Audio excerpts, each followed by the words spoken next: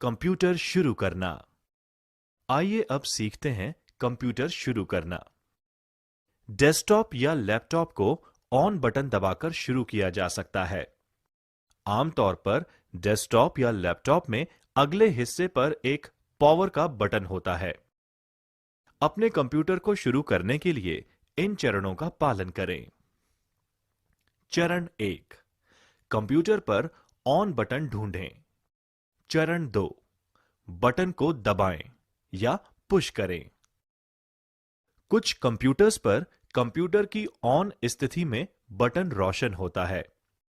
Laptop पर सामने वाले हिस्से पर अक्सर एक लाइट होती है। अगर डेस्कटॉप मॉनिटर से जुड़ा होता है तो सुनिश्चित करें कि मॉनिटर चालू है। अधिकांश कंप्यूटर मॉनिटर्स पर स्क्रीन के निचले कोने पर एक ऑन ऑफ बटन होता है। मॉनिटर चालू होने पर बटन अक्सर हरे रंग की रोशनी से रोशन होता है।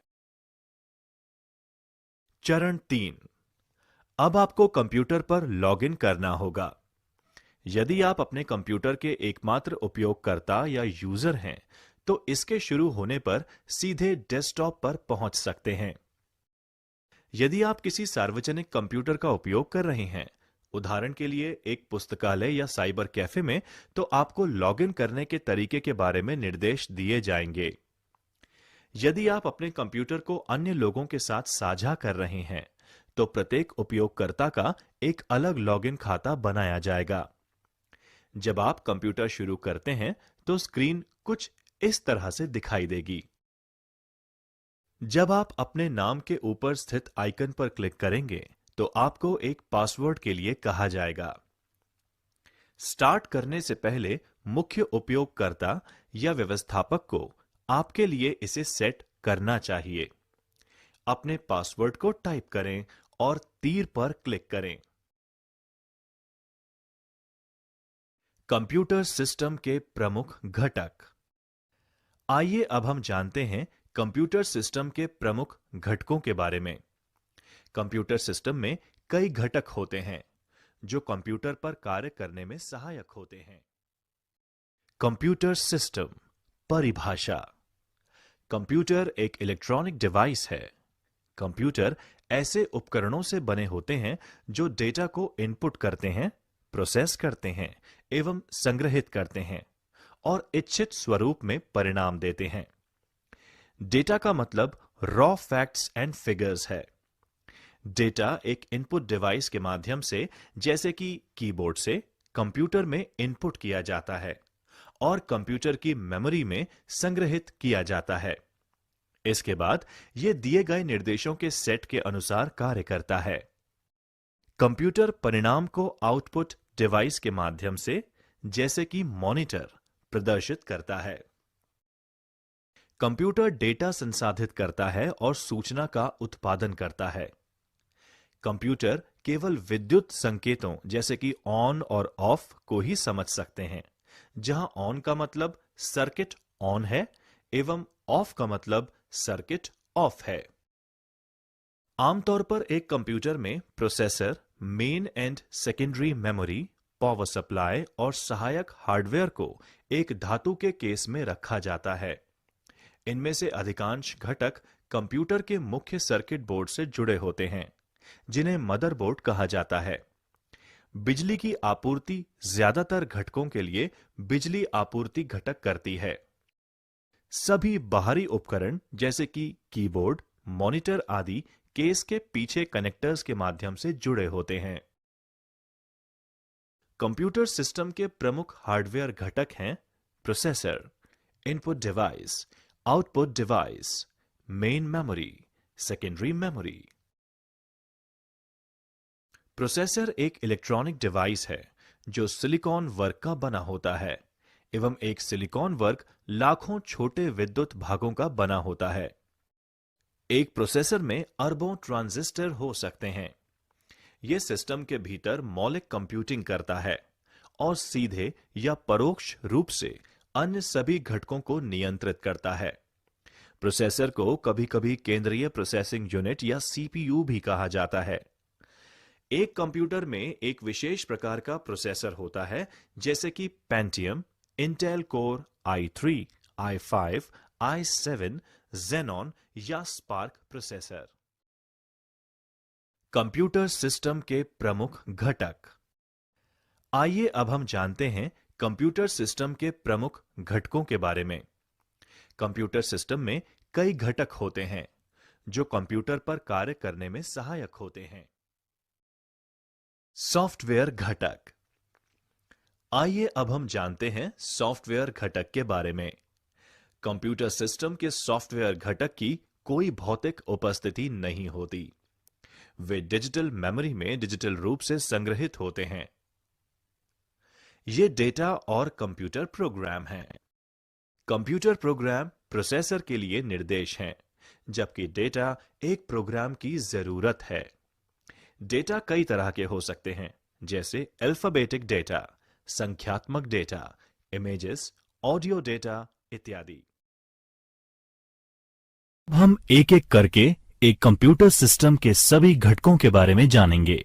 इनपुट डिवाइस के साथ शुरुआत करते हैं। सबसे अधिक इस्तेमाल किए जाने वाले इनपुट डिवाइस हैं कीबोर्ड, पॉइंटिंग उपकरण, स्कैनर और ऑडियो उपकरण जैसे माइक्रोफोन।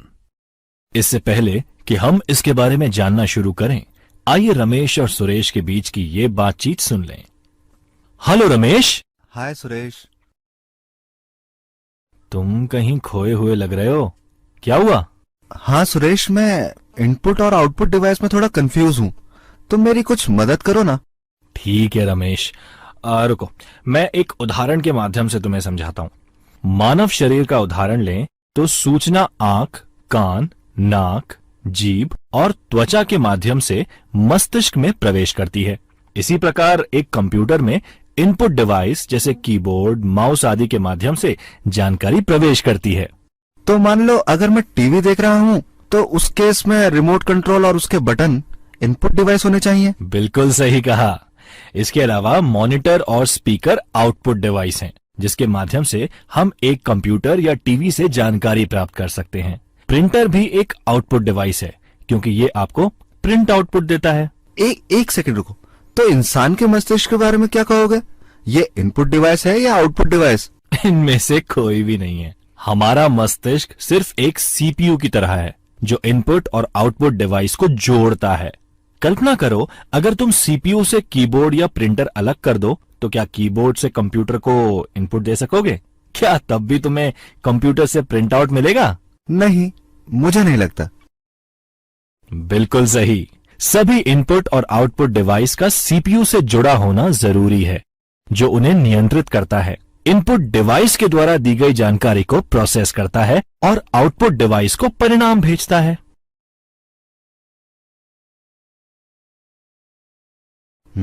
अब चीजें काफी समझ में आई हैं। शुक्रिया दोस्त। आइए अब कीबोर्ड के बारे में जानते हैं। कीबोर्ड सबसे अधिक इस्तेमाल किए जाने वाला इनपुट डिवाइस है। ये एक टाइपराइटर जैसा उपकरण है, जो अक्षर, अंक और कमांड टाइप करने के लिए प्रयोग में लिया जाता है।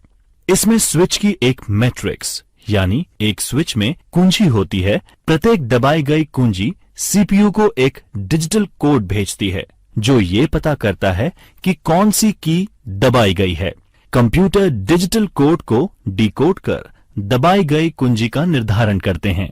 अब हम कीबोर्ड लेआउट के बारे में सीखते हैं। आप अलग अलग कीज के बारे में जानने के साथ साथ इसे अपने कंप्यूटर पर दबाकर प्रत्येक की के वास्तविक कार्य को समझ सकते हैं और देख सकते हैं कि वह की दबाने पर कंप्यूटर में क्या होता है। कीबोर्ड मूल रूप से एक पारंपरिक टाइपराइटर के साथ एक नंबर पैड और कुछ विशेष कीज का समूह होता है, जैसे एरो की, F1 से F12 तक फंक्शन कीज इत्यादि। Navigation keys. नेविगेशन कीज जो कि कीबोर्ड पर स्थित होती हैं, ये कर्सर को आसपास स्क्रीन पर स्थानांतरित करने के लिए प्रयोग की जाती हैं। इनमें 4 arrow keys, page up, page down, home और एंड शामिल हैं। इसके अलावा फंक्शन कीज भी होती हैं, जो एप्लीकेशन के अनुसार विभिन्न कार्यों के लिए शॉर्टकट होती हैं। F1 की सामान्यतः हेल्प के लिए एक स्टैंडर्ड शॉर्टकट है जो सभी एप्लीकेशंस में लगभग यही कार्य करता है। कीबोर्ड में सामान्यतः 12 फंक्शन कीज होती हैं। विंडोज की विंडोज ऑपरेटिंग सिस्टम का उपयोग करने वाले कंप्यूटर के कीबोर्ड पर एक कुंजी होती है। इस की पर विंडोज लोगो प्रदर्शित होता है। इस की को कंट्रोल और ऑल्ट के बीच रखा गया है और इस पर क्लिक करने पर विंडोज में स्टार्ट मेन्यू प्रदर्शित हो जाता है। कंट्रोल ऑल्ट की को कॉम्बिनेशन की भी कहा जाता है क्योंकि इन्हें अन्य कीज के साथ दबाने पर कुछ निश्चित कार्य किए जा सकते हैं। टॉगल की वह की जो दो अलग अलग इनपुट मोड के बीच इनपुट को टॉगल करता है उसे टॉगल की कहा जाता है। ये एक लाइट स्विच के समान है जिससे लाइट को ऑन या ऑफ किया जाता है। सबसे सामान्य टॉगल की में caps lock, num lock, scroll lock और इंसर्ट की सम्मिलित हैं।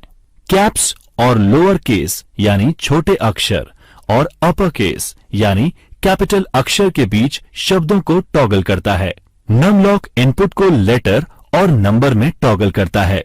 अब कीबोर्ड पर उपस्थित कुछ स्पेशल कीज पर एक नजर डालते हैं। विंडोज की से विंडोज में स्टार्ट मेन्यू प्रारंभ होता है। अन्य विशेष कुंजी में इनपुट डिवाइस की एक अन्य श्रेणी है पॉइंटिंग डिवाइस, जो एक इनपुट इंटरफेस है जिसकी मदद से एक उपयोगकर्ता कंप्यूटर में डेटा दर्ज कर सकता है। ग्राफिकल यूजर इंटरफेस यानी GUI माउस या अन्य उपकरण को डेस्कटॉप की सतह पर घुमाकर वे माउस के स्विच एक्टिवेट कर उपयोगकर्ता यानी यूजर को कंप्यूटर को नियंत्रित करने और डेटा उपलब्ध कराने में मदद करता है। पॉइंटिंग डिवाइस के हलचल के संकेत स्क्रीन पर माउस की हलचल या अन्य दृश्य सूचक से मिलता है। पॉइंटिंग डिवाइस के सामान्य कार्यों में पॉइंट क्लिक व ड्रैग ड्रॉप आते हैं। कुछ प्रचलित पॉइंटिंग डिवाइस हैं mouse, track ball, touch pad, track point, graphics tablet, joystick और टच स्क्रीन। पॉइंटिंग डिवाइस एक USB पोर्ट के माध्यम से कंप्यूटर से जुड़े होते हैं। माउस सबसे लोकप्रिय पॉइंटिंग डिवाइस है। पहले माउस में एक बॉल होती थी जो कि माउस के निचले भाग की सतह पर रोल होती थी। जैसे ही हम माउस को हिलाते हैं उसमें मौजूद आंतरिक रोलर्स बॉल के मूवमेंट को सेंस करके माउस कॉर्ड यानी माउस केबल के माध्यम से कंप्यूटर को सूचना भेजते हैं। आजकल ऑप्टिकल माउस का प्रचलन है जिसमें रोलिंग बॉल का उपयोग नहीं किया जाता है, बल्कि इसके स्थान पर एक लाइट और छोटे सेंसर का उपयोग किया जाता है जो मेज की सतह के एक छोटे से भाग से माउस को मूवमेंट का पता लगाने के लिए इस्तेमाल होता है। यह तार रहित या वायरलेस माउस रेडियो तरंगों के माध्यम से कंप्यूटर के साथ संचार बनाए रखता है। माउस को एक हाथ से संचालित इलेक्ट्रॉनिक डिवाइस भी कहा जा सकता है जो कि आपके कंप्यूटर स्क्रीन पर कर्सर को नियंत्रित करता है जब आप इसे चारों ओर एक माउस पैड पर घुमाते हैं। माउस में स्क्रॉल व्हील्स भी होते हैं जो कि GUI के साथ काम करने में सहायक सिद्ध हो सकते हैं। पारंपरिक PC माउस में 2 बटन होते हैं जबकि मैकिंटॉश माउस में एक ही बटन होता है। टचपैड छोटे, फ्लैट, आयताकार पॉइंटिंग डिवाइस होते हैं जो दबाव और गति के प्रति संवेदनशील होते हैं।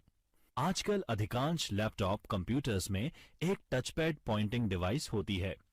यूजर टचपैड की सतह पर उंगली को फिराकर या फिसलाकर स्क्रीन पर कर्सर को एक जगह से दूसरी जगह मूव करते हैं। Left and right click button pad के नीचे स्थित होते हैं। टचपैड इस्तेमाल करने के लिए माउस की अपेक्षा बहुत कम जगह की जरूरत पड़ती है और इनमें कोई मूविंग भाग भी नहीं होता। Track point. कुछ नोटबुक कंप्यूटर जैसे IBM थिंकपैड में टच पैड के लिए भी जगह नहीं होती। ऐसे में अंदर अक्सर एक ट्रैक पॉइंट होता है जो कि कीबोर्ड की कीज के बीच समाहित एक छोटी रबर प्रोजेक्शन होती है। ट्रैक पॉइंट एक छोटे जॉयस्टिक की तरह कार्य करता है जिसे कर्सर की स्थिति को नियंत्रित करने के लिए इस्तेमाल किया जाता है। ट्रैक बॉल भी एक स्थिर पॉइंटिंग डिवाइस की तरह ही होता है जिसमें बॉल टॉप पर या साइड में स्थित होती है। हम ट्रैक बॉल को रोल करने के लिए उंगलियों का प्रयोग करते हैं और आंतरिक रोलर्स इस मूवमेंट को सेंस करके निर्देशों को कंप्यूटर तक पहुंचाते हैं। ट्रैक बॉल डेस्क पर स्थिर बनी रहती है और इसकी वजह से हमें ट्रैक बॉल का उपयोग करने के लिए बहुत ज्यादा जगह की जरूरत भी नहीं होती। आजकल ऐसे ऑप्टिकल ट्रैक बॉल उपलब्ध हैं जिनमें रोलर्स की जरूरत नहीं होती है और व्हील्स के गंदे होने की भी कोई समस्या नहीं होती। जॉयस्टिक भी पॉइंटिंग डिवाइस है जो अक्सर कंप्यूटर गेम और सिम्युलेटर में इस्तेमाल किया जाता है। जॉयस्टिक्स और खेल नियंत्रकों के विभिन्न प्रकार बाजार में उपलब्ध हैं। Graphics tablet, digitizer, digital drawing tablet, pen tablet, digital art board एक कंप्यूटर इनपुट डिवाइस हैं जो कि एक विशेष कलम की तरह दिखने वाले स्टाइल्स के साथ हाथ से चित्र, एनिमेशन और ग्राफिक्स बनाने के लिए एक उपयोगकर्ता को सक्षम बनाता है। ये एक व्यक्ति द्वारा पेंसिल और कागज के साथ चित्र बनाने के समान है। इन टैबलेट्स को डेटा या हस्तलिखित हस्ताक्षर कैप्चर करने के लिए भी इस्तेमाल किया जा सकता है। ये एक कागज के टुकड़े से चित्र का पता लगाने के लिए भी इस्तेमाल किया जा सकता है। स्कैनर मुद्रित पृष्ठ या प्रिंटेड पेज ग्राफिक का डिजिटलीकरण करता है। उसको छोटे छोटे पिक्सेल्स वाली इमेज अलग अलग ब्राइटनेस एवं कलर के साथ में परिवर्तित करके कंप्यूटर को संचारित यानी ट्रांसमिट करता है। स्कैनर के 3 मुख्य प्रकार होते हैं: flat bed scanner, sheet fed scanner और हैंडहेल्ड स्कैनर। छात्रों, अब इन स्कैनर्स के मुख्य फीचर्स को समझते हैं। फ्लैट बेड एक स्कैनर या फोटोकॉपी मशीन का एक प्रकार है जो दस्तावेज या अन्य वस्तुओं को स्कैन करने के लिए एक फ्लैट कांच की सतह का उपयोग करता है। अधिकांश फ्लैट बेड स्कैनर में एक एडजस्टेबल ढक्कन होता है जो कि मैगजीन, किताबें और अन्य मोटी वस्तुओं को स्कैन करने के लिए उठाया जा सकता है। शीट फेड स्कैनर, जिसे एक ऑटोमेटिक दस्तावेज स्कैनर या एडीएफ स्कैनर के रूप में भी जाना जाता है, एक डिजिटल इमेजिंग सिस्टम है जिसे विशेष रूप से पेपर के अलग अलग शीट को स्कैन करने के लिए बनाया गया है।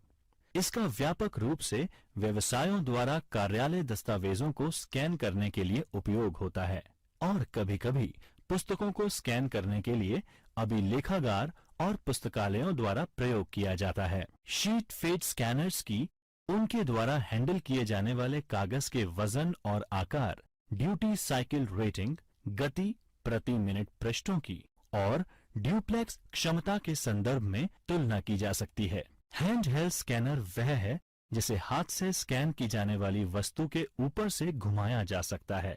हैंडहेल्ड स्कैनर समकक्ष डेस्कटॉप स्कैनर की तुलना में छोटे और कम महंगे होते हैं, लेकिन आंशिक रूप से उपयोगकर्ता की निपुणता पर निर्भर करते हैं जो स्कैनर को कागज के ऊपर से घुमाते हैं। इन स्कैनर में ट्रे भी उपलब्ध होते हैं जो कि स्कैनर को एक सीधी रेखा में चलने में मदद करते हैं।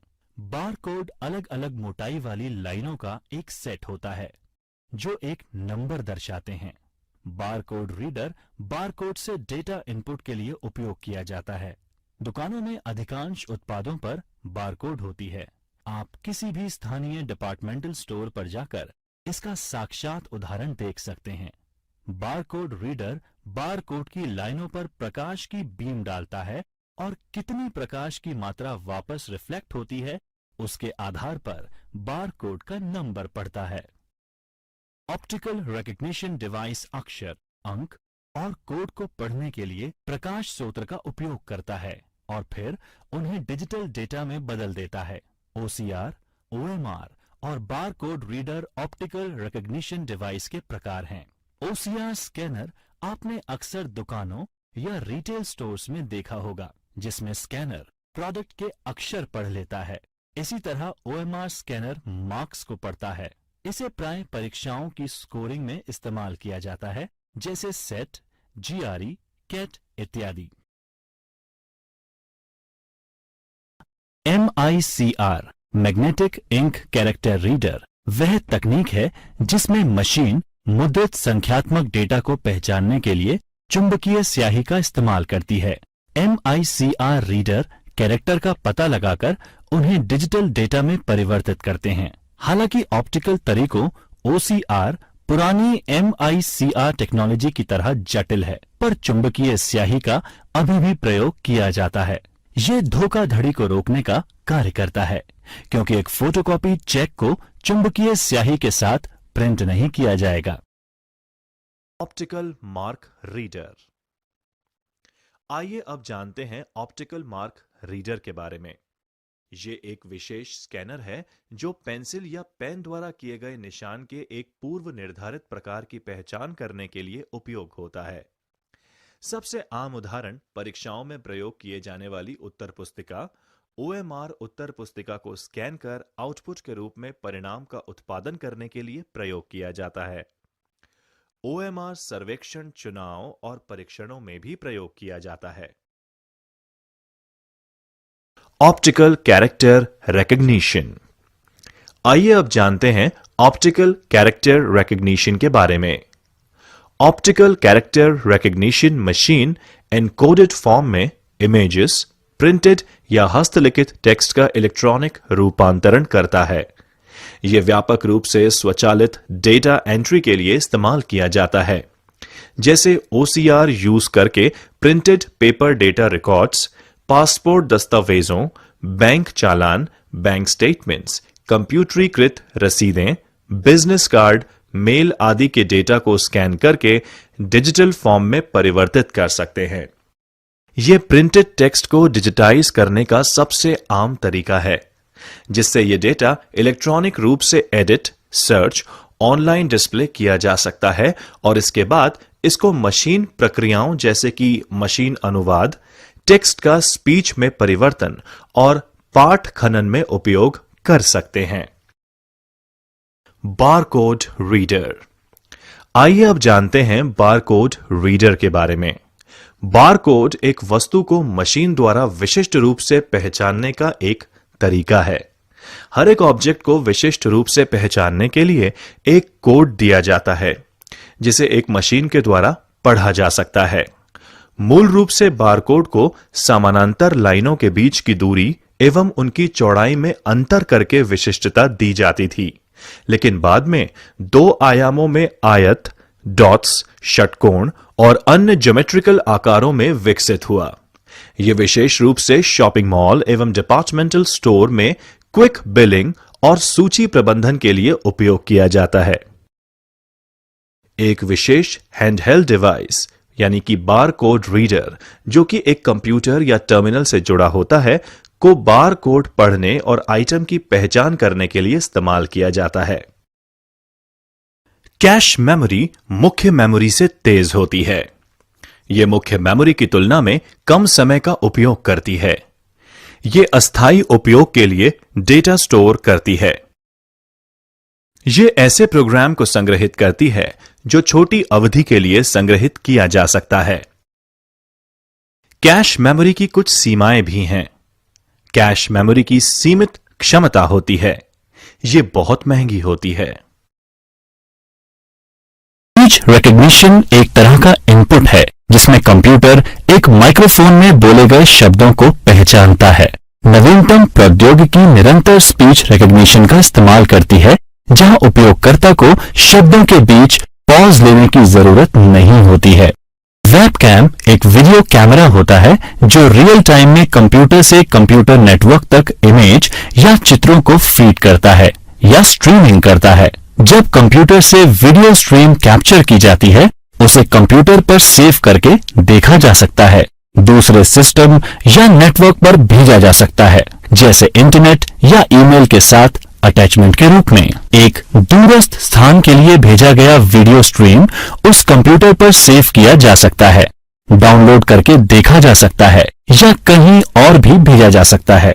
एक आईपी कैमरा जो ईथरनेट या वाईफाई का उपयोग करके कंप्यूटर से जुड़ता है, के विपरीत एक वेबकैम आमतौर पर एक यूएसबी या इसी तरह के किसी अन्य केबल द्वारा कंप्यूटर से जोड़ा जाता है या लैपटॉप अथवा कंप्यूटर हार्डवेयर में इनबिल्ट आता है। अब आउटपुट डिवाइस की बात करते हैं। आउटपुट एक कंप्यूटर जनित जानकारी होती है जो स्क्रीन पर प्रदर्शित की जाती है और कागज पर प्रिंट की जाती है या मशीन पढ़ सके ऐसे फॉर्म में जैसे डिस्क और टेप। आउटपुट डिवाइस परिधीय उपकरण होते हैं जो हमें कंप्यूटर द्वारा संसाधित या प्रोसेस डेटा देखने अथवा सुनने के लिए सक्षम बनाते हैं। आउटपुट ऑडियो या वीडियो कुछ भी हो सकता है। विजुअल आउटपुट में टेक्स्ट, ग्राफिक्स और वीडियो शामिल होते हैं। ऑडियो आउटपुट में ध्वनि, संगीत और संश्लेषित स्पीच शामिल होते हैं। सबसे लोकप्रिय आउटपुट डिवाइस में मॉनिटर, प्रिंटर और स्पीकर आते हैं। आइए अब हम उन्हें एक एक करके प्रत्येक के बारे में समझते हैं। मॉनिटर एक कंप्यूटर डिस्प्ले या कंप्यूटर के लिए एक इलेक्ट्रॉनिक विजुअल डिस्प्ले होता है। आधुनिक मॉनिटर्स में आमतौर पर एक thin film transistor liquid crystal display यानी TFT LCD या एक फ्लैट पैनल LED डिस्प्ले होता है, जबकि पुराने मॉनिटर्स में एक कैथोड रे ट्यूब जिसे CRT कहा जाता था का इस्तेमाल किया जाता था। मॉनिटर को VGA, DVI, HDMI, display port, Thunderbolt, LDVS यानी लो वोल्टेज डिफरेंशियल सिग्नलिंग के माध्यम से या अन्य प्रोप्राइटरी कनेक्टर्स और सिग्नल से कंप्यूटर से जोड़ा जा सकता है। मॉनिटर के बारे में बात करते हैं। CRT यानी कैथोड रे ट्यूब ऐसे कंप्यूटर मॉनिटर पर या टीवी में एक डिस्प्ले स्क्रीन के रूप में एक वैक्यूम ट्यूब का इस्तेमाल होता है। ट्यूब के एक अंत पर फास्फोरस की कटिंग होती है, जिस पर जब इलेक्ट्रॉन भिड़ते हैं तो प्रकाश का उत्सर्जन होता है। अतीत में CRT कंप्यूटर डिस्प्ले टर्मिनल के लिए एक लोकप्रिय शब्द था। आज मॉनिटर सही शब्द है क्योंकि कंप्यूटर डिस्प्ले बहुत समय पहले से ही CRT से पलायन कर LCD पैनल पर शिफ्ट हो चुके हैं। इसी तरह फ्लैट पैनल टीवी भी अब CRT का उपयोग नहीं करते। एक फ्लैट पैनल मॉनिटर आमतौर पर कंप्यूटर, टैबलेट, स्मार्टफोन या टीवी से आउटपुट को दिखाने के लिए एक LCD यानी लिक्विड क्रिस्टल डिस्प्ले स्क्रीन का उपयोग करता है। सबसे पहले वाले फ्लैट पैनल 1980 के मध्य में लैपटॉप में इस्तेमाल किए गए थे और आज LCD कंप्यूटर डिस्प्ले के लिए एक मानक यानी स्टैंडर्ड है। टीवी देखने के लिए LCD, LED, OLED तकनीक प्रतिस्पर्धा कर रहे हैं और अब प्लाज्मा टीवी नहीं बनाए जाते। LCD और LED सबसे व्यापक रूप से इस्तेमाल किए जाते हैं और OLED नवीनतम तकनीक है। LED यानी लाइट एमिटिंग डायोड और प्लाज्मा डिस्प्ले भी फ्लैट पैनल टेक्नोलॉजी में आते हैं, लेकिन LCD कंप्यूटर में इस्तेमाल के लिए सबसे लोकप्रिय है, विशेष रूप से लैपटॉप में इस्तेमाल के लिए। Flat panel display CRT monitor की तुलना में बहुत छोटा और हल्का होता है। नवीनतम LCD स्क्रीन पारदर्शी थिन फिल्म ट्रांजिस्टर यानी TFT का इस्तेमाल करता है, जो प्रत्येक पिक्सेल को नियंत्रित करता है, जिससे तस्वीर की गुणवत्ता और देखने के एंगल में बहुत सुधार हो रहा है। LED monitor light emitting diode का इस्तेमाल करता है, जो कि मॉनिटर में एक प्रदर्शन बूस्टर के रूप में कार्य करता है। असल में LED मॉनिटर एक LCD मॉनिटर ही होता है, जिसमें LED बैकलाइट का इस्तेमाल कर LCD पैनल को रोशनी प्रदान की जाती है। रेजोल्यूशन एक डिस्प्ले स्क्रीन पर हॉरिजॉन्टल और वर्टिकल पिक्सल की संख्या होती है। जितने अधिक पिक्सल उतना अधिक बिना स्क्रॉल के जानकारी डिस्प्ले होती है। उदाहरण के लिए स्क्रीन रेजोल्यूशन 1600-1200 का मतलब 1600 हॉरिजॉन्टल और 1200 वर्टिकल पिक्सल होना है। रेजोल्यूशन को प्रति इंच पिक्सल के एक मैट्रिक्स के रूप में परिभाषित किया जा सकता है। 1920-1200 के स्क्रीन रेजोल्यूशन में 1200 हॉरिजॉन्टल लाइन होती हैं, जिसमें प्रत्येक में 1920 पिक्सल हैं, जो ऊपर से नीचे तक वर्टिकल चलती हैं। अधिकांश समय एक तीसरी संख्या भी रंगों को नामित करने के लिए रेजोल्यूशन में जोड़ी जाती है। उदाहरण के लिए 1920-1264 के 64,000 रंगों की एक सेटिंग दर्शाता है। हालांकि तीसरा नंबर रिफ्रेश दर भी हो सकती है। उदाहरण के लिए इसका मतलब है 1280, 1024, 60 हर्ट्ज पर 1280, 1024 पिक्सल प्रति सेकंड 60 बार रिफ्रेश। SVGA यानी सुपर VGA 800, 600, 1024, 768 1280, 1024 और 1600, 1200 पिक्सल का एक रेजोल्यूशन है। 1980 के दशक में VESA ने IBM के VGA डिस्प्ले स्टैंडर्ड को 640, 480 से बढ़ाकर 800, 600 किया और इसे सुपर VGA नाम दिया गया। XGA यानी एक्सटेंडेड ग्राफिक्स एरे 1990 में IBM द्वारा शुरू किया गया। 1024, 768 पिक्सल वाला एक इंटेलेस स्क्रीन रेजोल्यूशन है। 256 रंग को सपोर्ट कर XGA ने VGA के टेक्स्ट मोड को 80 से 132 कॉलम का बनाया। XGA बाद में बिना इंटरलेस के और 64 के रंग के रेजोल्यूशन में सुधारा गया। इन वर्षों में विक्रेताओं ने कई रेजोल्यूशन जोड़े जो कि पिक्सल की कुल संख्या का अंश या उसके मल्टीपल्स में था।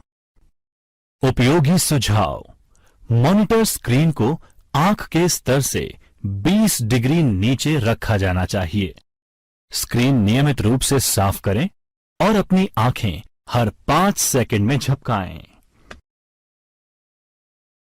प्रिंटर वह डिवाइस है जो कि कंप्यूटर आउटपुट को प्रिंट में परिवर्तित करता है। प्रिंटर एक स्थायी पठनीय प्रारूप में जानकारी देते हैं जिसे हार्ड कॉपी भी कहा जाता है। आमतौर पर आउटपुट एक कागज पर छपता है।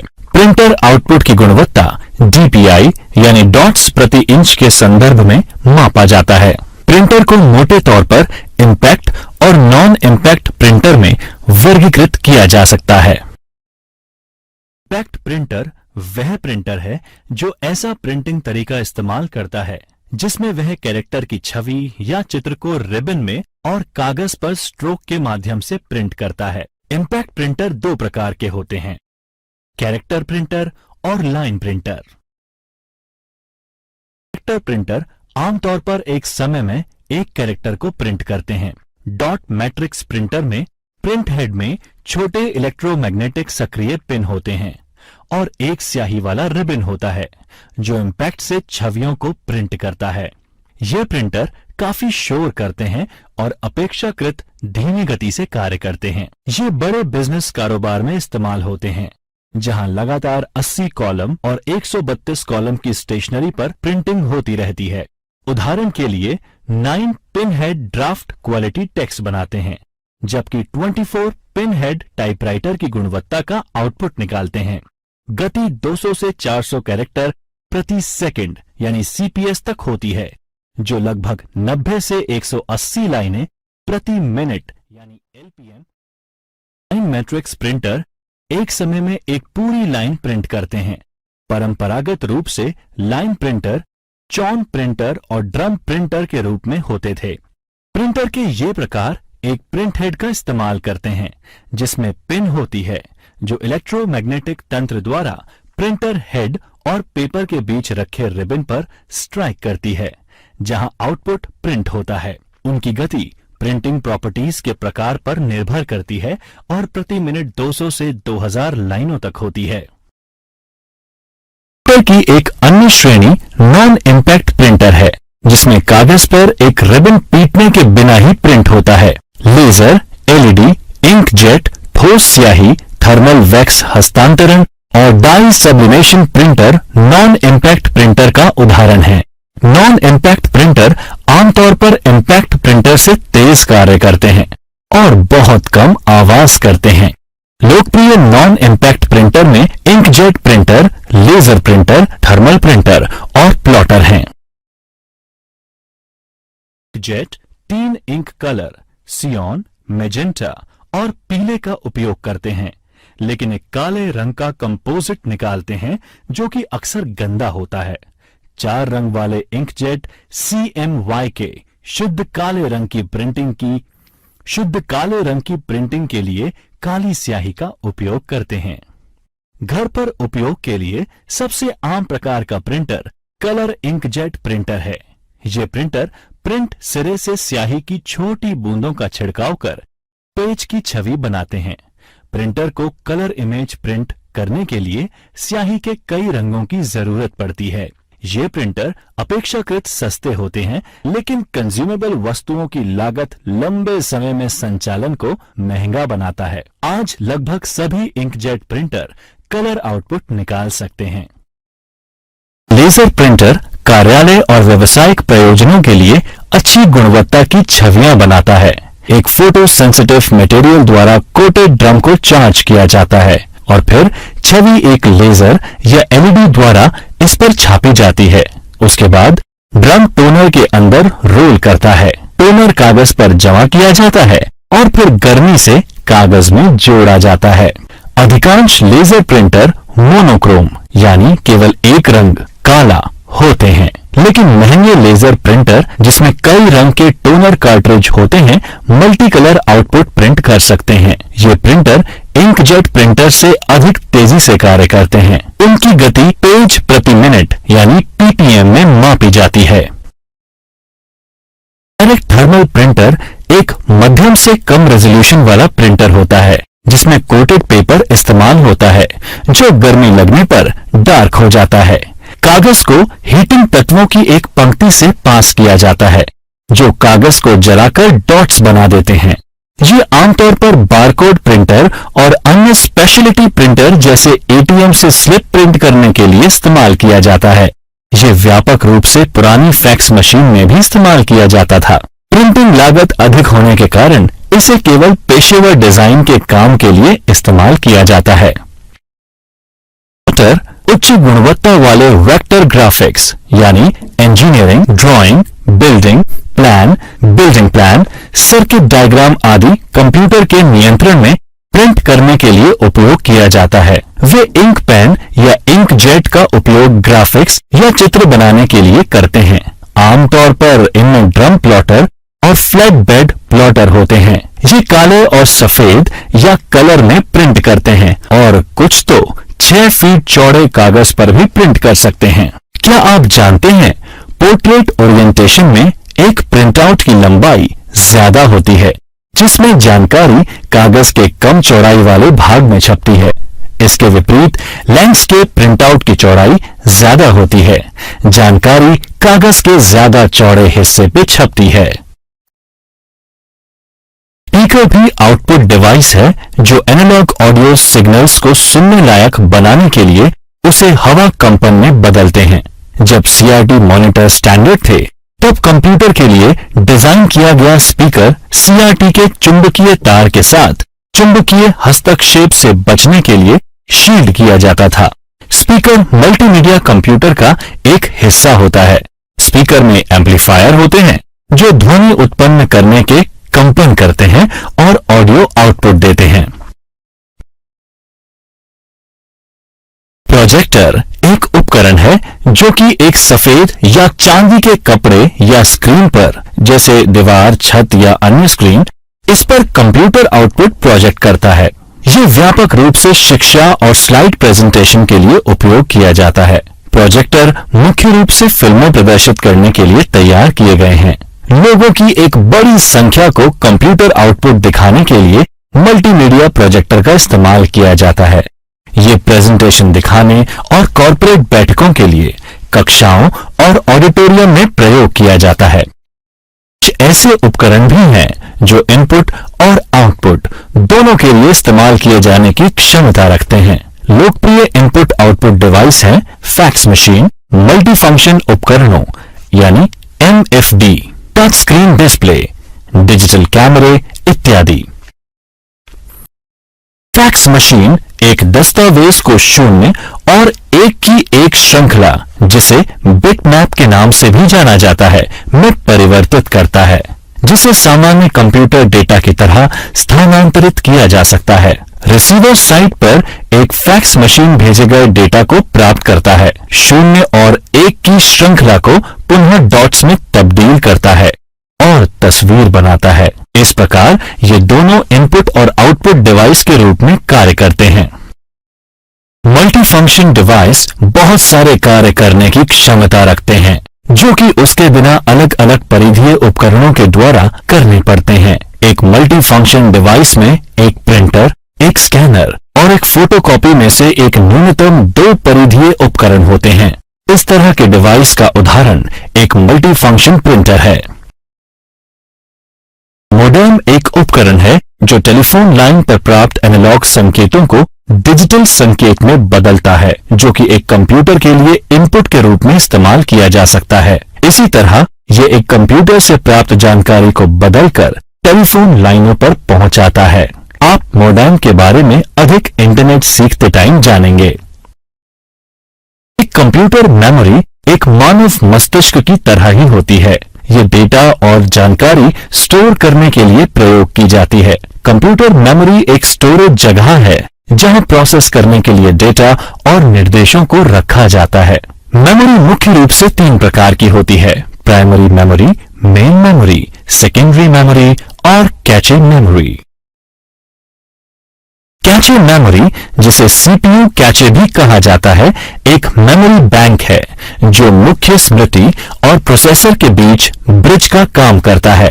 कैचे मेमोरी एक बहुत ही उच्च गति वाली सेमीकंडक्टर मेमोरी है जो सीपीयू और मुख्य मेमोरी में तेजी ला सकती है। ये डेटा और प्रोग्राम के उन हिस्सों को स्टोर रखती है जो अक्सर सीपीयू द्वारा उपयोग में लिया जाता है। डेटा और प्रोग्राम के कुछ हिस्से ऑपरेटिंग सिस्टम द्वारा डिस्क से कैचे मेमोरी में ट्रांसमिट होते हैं, जहां से सीपीयू उन तक पहुंच सकते हैं। निर्देश और डेटा लुक अहेड एल्गोरिथम का उपयोग कर कैश लाइन कहे जाने वाले फिक्स ब्लॉक में मुख्य मेमोरी से कैश में स्थानांतरित किए जाते हैं। Primary memory. आइए अब जानते हैं कंप्यूटर की प्राइमरी मेमोरी के बारे में। प्राइमरी मेमोरी केवल उन डेटा और निर्देश को जमा करके रखती है जिस पर वर्तमान में कंप्यूटर काम कर रहा है। जब बिजली बंद हो जाती है तब यह मेमोरी डेटा खो देती है। आमतौर पर यह मेमोरी अर्धचालक उपकरणों से बनी होती है। इसका मतलब सिलिकॉन आधारित ट्रांजिस्टर से मिलकर बने हुए एकीकृत सर्किट रैम और रोम मुख्य मेमोरी के 2 उदाहरण हैं। रैम परिवर्तनशील मेमोरी है। फ्लैश मेमोरी रोम, प्रोम, प्रोग्रामेबल रोम, ईपी रोम, इरेजेबल प्रोम नॉन वॉलेटाइल मेमोरी के उदाहरण हैं। डेटा और निर्देश जो कि प्रोसेस करने के लिए आवश्यक है मुख्य मेमोरी में रहते हैं। मुख्य मेमोरी की विशेषताएं। यह कंप्यूटर के काम करने वाली मेमोरी है। इसकी गति मुख्य मेमोरी से भी तेज होती है। एक कंप्यूटर प्राइमरी मेमोरी के बिना नहीं चल सकता। रैम यानी रैंडम एक्सेस मेमोरी किसी भी कंप्यूटर, स्मार्टफोन या टैबलेट की मुख्य मेमोरी है। रैम अस्थायी कार्यक्षेत्र है जहां डेटा प्रोसेस होता है और निर्देशों का पालन होता है। रैम को एक सिंगल बाइट पढ़ने और राइट करने की क्षमता ही रैंडम एक्सेस बनाती है। ये बाइट एड्रेसेबिलिटी स्टोरेज डिवाइस के अनुसार भिन्न हो जाती है। जैसे हार्ड डिस्क और फ्लैश मेमोरी चिप है जो उन सेक्टर्स को भी पढ़ और राइट कर सकते हैं जिसमें मल्टीपल बाइट होते हैं। इसके अलावा रैम को सॉफ्टवेयर के लिए एक अस्थायी जगह के रूप में प्रयोग किया जाता है, जबकि स्टोरेज स्थायी होता है जब तक उपयोगकर्ता द्वारा डिलीट नहीं किया जाता। रैम के प्रकार हैं डायनेमिक रैम यानी DRAM और स्टैटिक रैम यानी SRAM। रोम रीड ओनली मेमोरी एक मेमोरी चिप है जो कि स्थायी रूप से निर्देश और डेटा स्टोर करते हैं। स्टोर की जाने वाली सामग्री चिप निर्माण की प्रक्रिया के अंतिम चरण में मास्किंग बनाई जाती है और इसे बदला नहीं जा सकता। स्टैंड अलोन रोम चिप्स और माइक्रो कंट्रोलर चिप्स में रोम बैंकों का इस्तेमाल असंख्य एप्लीकेशन के लिए कंट्रोल रूटीन धारण करने के लिए किया जाता है। रोम भी व्यापक रूप से पुराने पीसी में बायोस होल्ड करने के लिए और वीडियो गेम में प्लग इन कार्ट्रिज के लिए इस्तेमाल किया गया। रोम यानी रीड ओनली मेमोरी के प्रकार हैं PROM, EPROM और EEPROM। PROM यानी प्रोग्रामेबल रोम एक स्थायी मेमोरी चिप है जिसमें कंटेंट चिप निर्माता के बजाय ग्राहक द्वारा बनाया जाता है या प्रोग्राम किया जाता है। ये रोम चिप से अलग है जो निर्माण के समय में बनाई जाती है। PROM स्टोरेज के लिए इस्तेमाल होते हैं जब उनके कंटेंट को बदलने की आवश्यकता नहीं होती, लेकिन कई अनुप्रयोगों में EPROM और EEPROM के लिए रास्ता दे दिया गया है जिन्हें पुनः प्रोग्राम किया जा सकता है।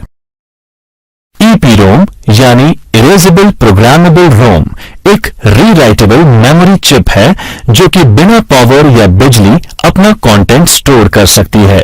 EEPROM चिप्स को सर्किट बोर्ड पर रखे जाने से पहले एक बाहरी प्रोग्रामिंग डिवाइस पर लिखा जाता है। चिप को एक महंगी चीनी मिट्टी से बने चिप पैकेज की आवश्यकता होती है, जिसमें एक छोटी सी क्वार्ट्ज विंडो होती है जो अपारदर्शी चिपचिपे टेप के साथ कवर की जाती है। पुनः प्रोग्रामिंग के लिए चिप को सर्किट बोर्ड से निकाला जाता है, टेप निकाल दिया जाता है और इसे लगभग 20 मिनट के लिए एक अल्ट्रावायलेट यानी यूवी प्रकाश के नीचे रखा जाता है। EEPROM यानी इलेक्ट्रिकली इरेजेबल प्रोग्रामेबल रोम एक रीराइटेबल मेमोरी चिप है जो बिना पावर या बिजली के बिना अपना कंटेंट रखती है। EEPROM राइट स्तर पर बिट या बाइट एड्रेसेबल होते हैं, जिसका मतलब है फिर से डेटा राइट करने से पहले बिट या बाइट को मिटाना जरूरी होता है। फ्लैश मेमोरी में जो EEPROM से विकसित हुआ और वास्तुकला में लगभग समान है, डेटा राइट करने से पहले बाइट के पूरे ब्लॉक को मिटाना होता है। इसके अलावा EEPROM आमतौर पर निर्देश और डेटा की छोटी मात्रा को स्टोर करने के लिए इस्तेमाल होते हैं, जबकि फ्लैश मेमोरी मॉड्यूल गीगाबाइट में डेटा स्टोर कर सकते हैं। इसीलिए डिजिटल कैमरे के स्टोरेज और हार्ड डिस्क रिप्लेसमेंट में इस्तेमाल किए जाते हैं। मेमोरी एक मेमोरी चिप है जो कि स्थायी रूप से निर्देश और डेटा स्टोर करते हैं। स्टोर की जाने वाली सामग्री चिप निर्माण की प्रक्रिया के अंतिम चरण में मास्किंग बनाई जाती है और इसे बदला नहीं जा सकता। स्टैंड अलोन रोम चिप्स और माइक्रो कंट्रोलर चिप्स में रोम बैंकों का इस्तेमाल असंख्य एप्लीकेशन के लिए कंट्रोल रूटीन धारण करने के लिए किया जाता है। रोम भी व्यापक रूप से पुराने पीसी में बायोस होल्ड करने के लिए और वीडियो गेम में प्लग इन कार्ट्रिज के लिए इस्तेमाल किया गया। रोम यानी रीड ओनली मेमोरी के प्रकार हैं PROM, EEPROM और EEPROM। PROM यानी प्रोग्रामेबल रोम एक स्थायी मेमोरी चिप है जिसमें कंटेंट चिप निर्माता के बजाय ग्राहक द्वारा बनाया जाता है या प्रोग्राम किया जाता है। ये रोम चिप से अलग है जो निर्माण के समय में बनाई जाती है। PROM स्टोरेज के लिए इस्तेमाल होते हैं जब उनके कंटेंट को बदलने की आवश्यकता नहीं होती, लेकिन कई अनुप्रयोगों में EEPROM और EEPROM के लिए रास्ता दे दिया गया है जिन्हें पुनः प्रोग्राम किया जा सकता है। EEPROM यानी इरेजेबल प्रोग्रामेबल रोम एक रीराइटेबल मेमोरी चिप है जो कि बिना पावर या बिजली अपना कंटेंट स्टोर कर सकती है। EEPROM चिप्स को सर्किट बोर्ड पर रखे जाने से पहले एक बाहरी प्रोग्रामिंग डिवाइस पर लिखा जाता है। चिप को एक महंगी चीनी मिट्टी से बने चिप पैकेज की आवश्यकता होती है, जिसमें एक छोटी सी क्वार्ट्ज विंडो होती है जो अपारदर्शी चिपचिपे टेप के साथ कवर की जाती है। पुनः प्रोग्रामिंग के लिए चिप को सर्किट बोर्ड से निकाला जाता है, टेप निकाल दिया जाता है और इसे लगभग 20 मिनट के लिए एक अल्ट्रावायलेट यानी यूवी प्रकाश के नीचे रखा जाता है। EEPROM यानी इलेक्ट्रिकली इरेजेबल प्रोग्रामेबल रोम एक रीराइटेबल मेमोरी चिप है जो बिना पावर या बिजली के बिना अपना कंटेंट रखती है। EEPROM राइट स्तर पर बिट या बाइट एड्रेसेबल होते हैं, जिसका मतलब है फिर से डेटा राइट करने से पहले बिट या बाइट को मिटाना जरूरी होता है। फ्लैश मेमोरी में जो EEPROM से विकसित हुआ और वास्तुकला में लगभग समान है, डेटा राइट करने से पहले बाइट के पूरे ब्लॉक को मिटाना होता है। इसके अलावा EEPROM आमतौर पर निर्देश और डेटा की छोटी मात्रा को स्टोर करने के लिए इस्तेमाल होते हैं, जबकि फ्लैश मेमोरी मॉड्यूल गीगाबाइट में डेटा स्टोर कर सकते हैं। इसीलिए डिजिटल कैमरे के स्टोरेज और हार्ड डिस्क रिप्लेसमेंट में इस्तेमाल किए जाते हैं। वे स्टोरेज माध्यमों के विभिन्न प्रकार होते हैं।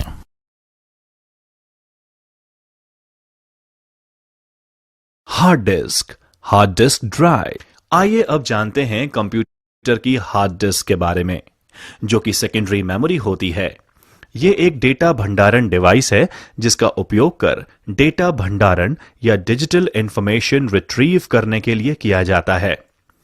इसे एक या एक से ज्यादा तेजी से घूमती हुई डिस्क, जो कि चुंबकीय सामग्री से लिप्त होती है, के द्वारा किया जाता है। प्लेटर्स की सतह पर जानकारी को लिखने और पढ़ने के लिए प्लेटर्स को चुंबकीय हेड्स के साथ रखा जाता है, जो एक चलती आर्म पर व्यवस्थित होता है। डेटा रैंडम एक्सेस ढंग से प्राप्त किया जा सकता है। इसका मतलब है कि डेटा को किसी भी क्रम में प्राप्त किया जा सकता है। बिजली बंद होने पर भी HDD अपने डेटा को बरकरार रखता है। HDD की प्रमुख विशेषता उसकी क्षमता और प्रदर्शन है। 1 टेराबाइट डिस्क ड्राइव 1000 गीगाबाइट की होती है, जहां 1 GB 1 अरब बाइट्स की क्षमता होती है। डिस्क ड्राइव की परफॉर्मेंस कितने समय में कितना डेटा रिट्रीव किया गया उसके अनुसार मापी जाती है, जैसे डेटा रेट। Optical disc. सभी ऑप्टिकल डिस्क वृत्ताकार थाली के आकार की होती हैं। ये अलग अलग आकार और भंडारण क्षमता में आती हैं। सबसे लोकप्रिय ऑप्टिकल डिस्क है WORM वॉर्म यानी CDR, CDR-W, DVD और blu ray disc. WORM disc, CD recordable disc. WORM का मतलब राइट वंस रीड मैनी या कॉम्पैक्ट डिस्क रिकॉर्डेबल है। CD रिकॉर्डिंग ड्राइव के माध्यम से वॉर्म डिस्क या CDR डिस्क्स में हम एक बार ही डेटा को स्टोर कर सकते हैं। इन डिस्क में डेटा को पढ़। Digital versatile disc. ये एक ऑप्टिकल स्टोरेज डिवाइस है जो कि CD जैसा दिखाई देती है, लेकिन इनकी भंडारण क्षमता 4.7 GB से 8.5 GB तक होती है। DVD को एकल परत डिस्क या डबल परत डिस्क के रूप में वर्गीकृत किया जा सकता है। यह अधिकतर उच्च गुणवत्ता वाली फिल्मों और ऑडियो फाइल्स के भंडारण के लिए प्रयोग किया जाता है। Blue ray disc. ये भविष्य में मौजूदा DVD की जगह ले सकती है। ये डिस्क भी अतिरिक्त क्षमता, उच्च घनत्व डेटा स्टोर करने के साथ रिकॉर्डिंग के लिए लेजर बीम का उपयोग करती है। इसकी भंडारण क्षमता 50 GB से 500 GB है। Pen drive, flash memory. यह एक छोटा सा पोर्टेबल डिवाइस जो USB पोर्ट के माध्यम से एक कंप्यूटर से जुड़ सकता है। यहां तक कि जब यह कंप्यूटर से जुड़ा नहीं होता, तब भी डेटा को संग्रहित रख सकता है। यह आसानी से डिस्कनेक्ट हो जाता है और सुरक्षित रूप से कहीं पर भी ले जाया जा सकता है। Smart media card. यह इन दिनों डिजिटल कैमरे के इस्तेमाल में सबसे लोकप्रिय है और एक पोर्टेबल क्रेडिट कार्ड की तरह है। Secure digital card. यह दूसरी पीढ़ी मल्टीमीडिया कार्ड है। इसमें डेटा को लॉक और रक्षा करने की क्षमता है। इसके 2 संस्करण हैं। Mini SD card. यह स्मार्टफोन में डेटा भंडारण की आवश्यकता को पूरा करता है। Micro SD card. यह मिनी SD मेमोरी कार्ड से छोटा होता है तथा उसकी सभी विशेषताएं उसमें उपलब्ध होती हैं। विंडोज 10 में कंप्यूटर सिस्टम कॉन्फ़िगरेशन की जांच करना। आइए सीखते हैं विंडोज 10 में कंप्यूटर सिस्टम कॉन्फ़िगरेशन की जांच करना। विंडोज 10 में कंप्यूटर सिस्टम की जानकारी जैसे ऑपरेटिंग सिस्टम, प्रोसेसर विवरण, रैम और अन्य विशिष्टताओं को कई तरीकों से देखा जा सकता है। सिस्टम सूचना का उपयोग करना। आइए सीखते हैं सिस्टम सूचना का उपयोग करना। सिस्टम इंफॉर्मेशन सबसे अच्छे टूल्स में से एक है, जिसका उपयोग कंप्यूटर की संपूर्ण प्रणाली विशिष्टताओं को देखने के लिए किया जा सकता है। सिस्टम इंफॉर्मेशन खोलने के लिए यह करें। स्टार्ट मेन्यू खोलें। MS Info 32 या सिस्टम इंफॉर्मेशन खोजें और एंटर दबाएं। सिस्टम की जानकारी पूरे सिस्टम विवरण के साथ एक रिपोर्ट के रूप में संग्रहित की जा सकती है। यह तब उपयोगी हो सकता है जब हार्डवेयर कार्य करना बंद कर दे, ताकि यह जाना जा सके कि कंप्यूटर के अंदर क्या है। एक रिपोर्ट बनाने के लिए निम्नलिखित कार्य करें। सिस्टम इंफॉर्मेशन खोलें। वह जानकारी चुनें जिसे आप निर्यात करना चाहते हैं। उदाहरण के लिए, यदि सिस्टम समरी का चयन करते हैं तो सिस्टम की जानकारी के हर हिस्से को निर्यात कर सकते हैं। हालांकि यदि केवल कंप्यूटर के ग्राफिक कार्ड विवरणों को निर्यात करना चाहते हैं तो केवल डिस्प्ले का चयन कर सकते हैं। फाइल पर क्लिक करें, एक्सपोर्ट पर क्लिक करें।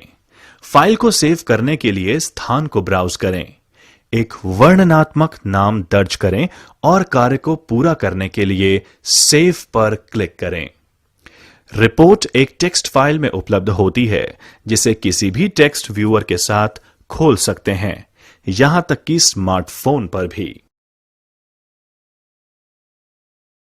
कमांड प्रॉम्प्ट का उपयोग करना। आइए सीखते हैं कमांड प्रॉम्प्ट का उपयोग करना। कमांड प्रॉम्प्ट का उपयोग करने के लिए निम्न चरणों का पालन करें। स्टार्ट मेन्यू खोलें और कमांड प्रॉम्प्ट की खोज करें। कमांड प्रॉम्प्ट पर राइट क्लिक करें और एडमिनिस्ट्रेटर के रूप में रन चुनें। सिस्टम इन्फो कमांड टाइप करें और एंटर दबाएं। जब ऊपर दी गई कमांड रन होती है तो हार्डवेयर और ऑपरेटिंग सिस्टम के बारे में विस्तृत जानकारी मिलती है, जिसमें विंडोज और उसके अपडेट की जानकारी, मेमोरी और नेटवर्क अडेप्टर का विवरण और अन्य जानकारी शामिल होती है।